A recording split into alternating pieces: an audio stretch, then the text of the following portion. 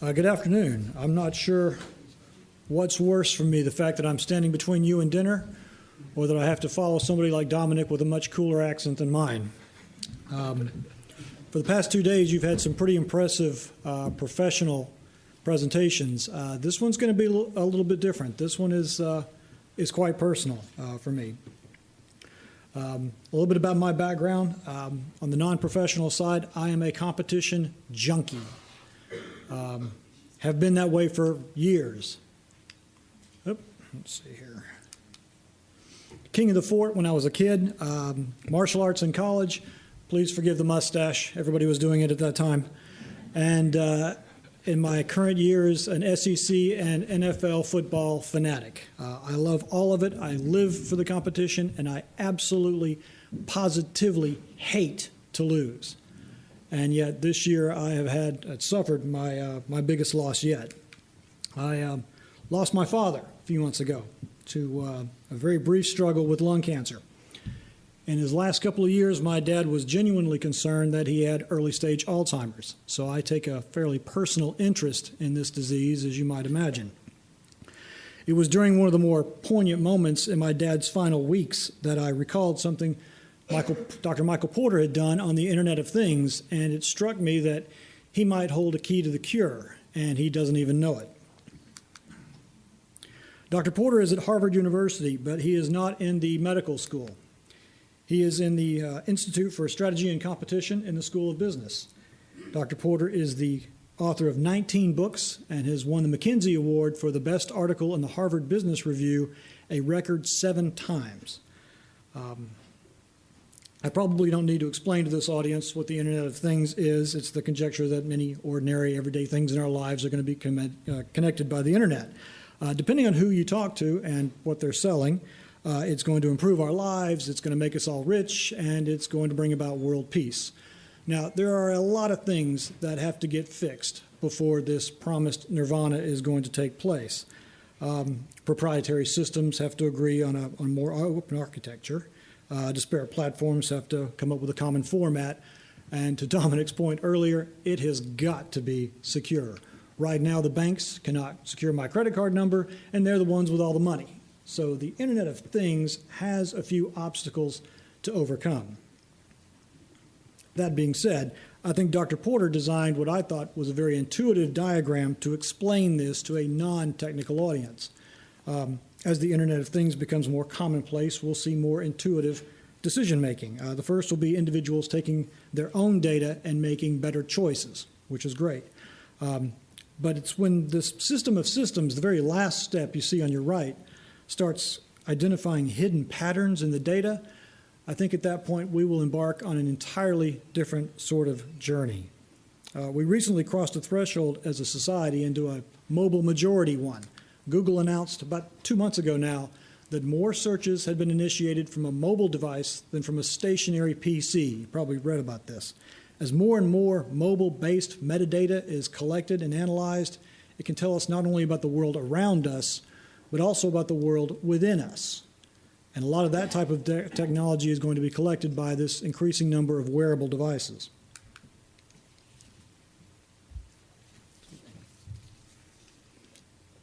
Now, wearables devices means a lot of different things to different people. There are entertainment wearables like Oculus Rift. There are productivity wearables like Google Glass, which we've heard about quite a bit this week. And then there are wellness wearables. There are 3 really overarching classes in wellness wearables. These are fitness, health, and medical. Fitness is, well, exactly what it sounds like. What is my relative fitness right now? How many steps did I take coming up to the podium? What's my resting heartbeat as I stand in front of you? Fitness is really a snapshot in time. And one of the more popular fitness devices is a Fitbit. If fitness is a snapshot, then health is more like a movie. It is gathering a mosaic of information over time that ends at the present moment. Jawbone is a very popular health-type device using a smartphone as the user interface. Finally, with your third category, you've got medical devices, true medical devices, like a glucose monitor for diabetics. They don't just display the blood sugar level number, they also use software on board the device to look at those past events and make predictions out into the future. iWatch is one such example. So now you've got three very different devices doing different things in different ways. Now, what I thought was interesting is that iWatch users are reporting that they are more conscious of their wellness since they got the device. So let's assume for the moment that it is that additional bit of software that is the reason that they're changing their behavior. What if those software applications could be supersized, for lack of a better term, able to do more and provide more insight than what is capable on a small individual device like this? Apple's new research kit is the software equivalent of a delivery pipe, connecting that wearable device to far-off research centers in remote locations. Stanford University's first research kit application had over 10,000 people sign up on the very first day it was available. 10,000. So imagine a couple of years from now as other types of sophisticated wearables like that come on the market. ResearchKit has already increased data collection options for research professionals. They now have more recent information to work with and, paradoxically, more time to analyze it. So imagine collecting not just all that fitness data, but also the socio-demographics of the people who are using them. Race, ethnicity, chronic conditions, unique metadata that can be digitally wrapped around the wearable's captured activity information. Now, all that becomes very relevant after a recent study by Cambridge University.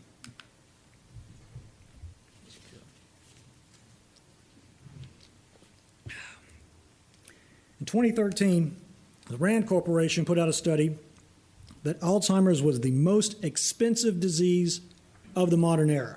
Over $109 billion annually. That's more than cancer and heart disease. Number of cases is expected to triple to over 100 million by 2050. A study carried out here in California by the University of California in 2011 indicated that many cases of Alzheimer's could be reduced if these 7 risk factors were reduced. Now, Cambridge went back and looked at the University of California's data and took some additional tools to the data sets that were available.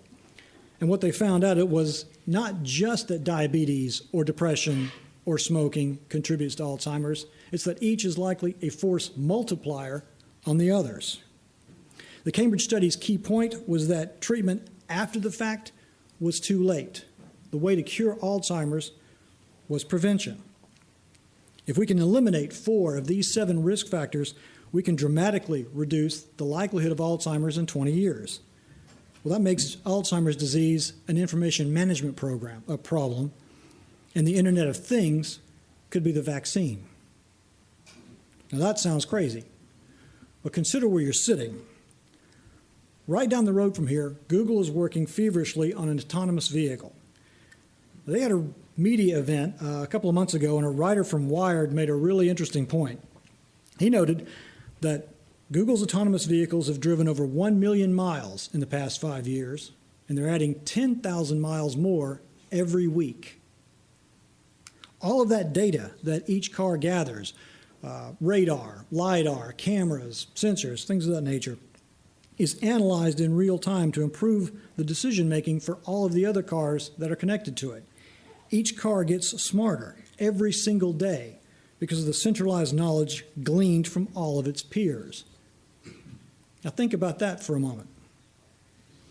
Researchers estimate autonomous vehicles could reduce car accidents by 90% by 2050. That would save 30,000 lives every year.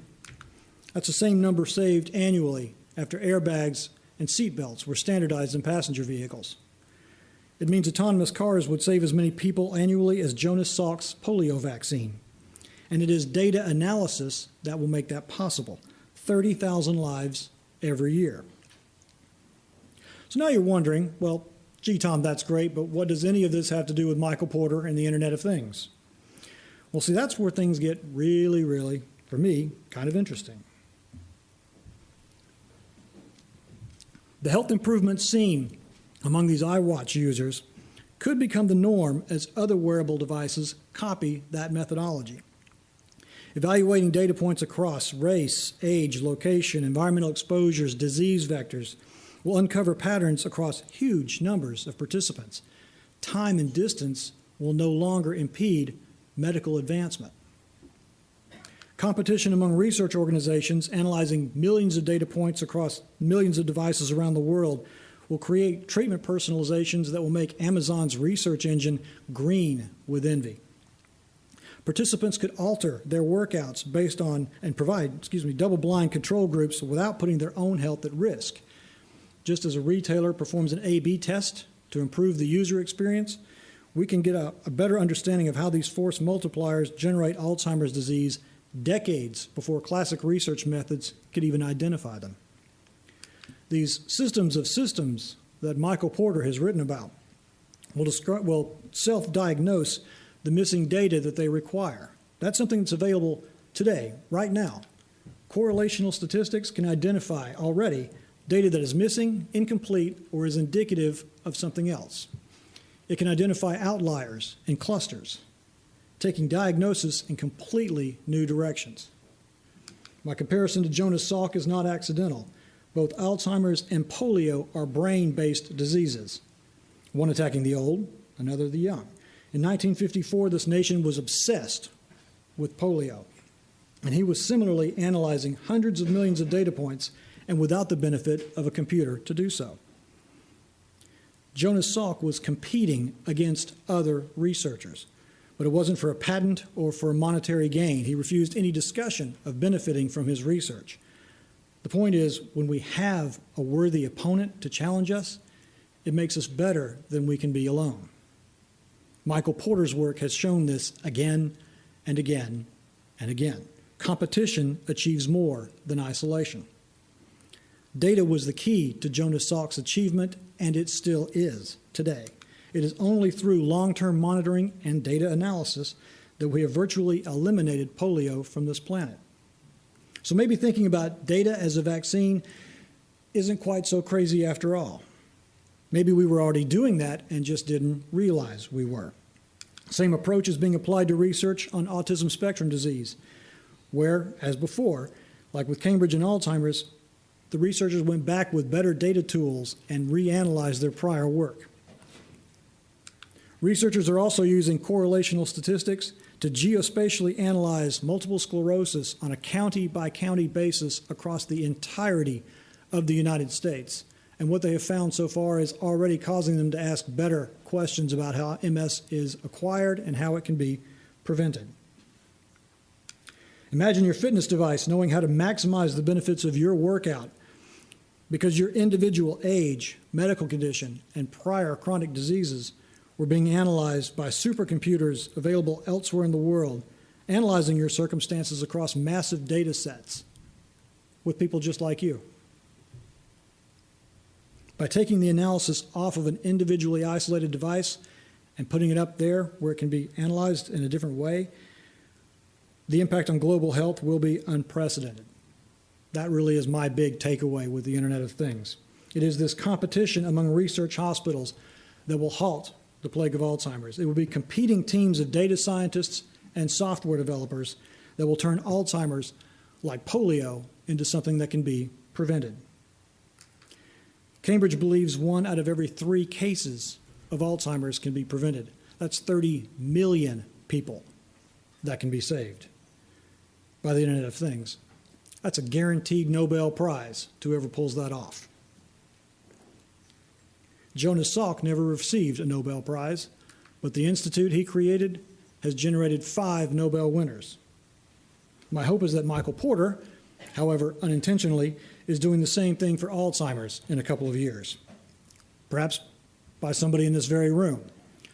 And if that is the case, I will be sitting on the front row when you receive that prize. It is too late to help my dad, obviously, but my hope is that my 10-year-old son, Julian, can be spared. By the time he is my age, I hope Alzheimer's is something that is simply lived with rather than died from. I wish you all Godspeed in this easy little quest I'm putting in front of you, and I hope it all starts right here and right now. Thank you all very much.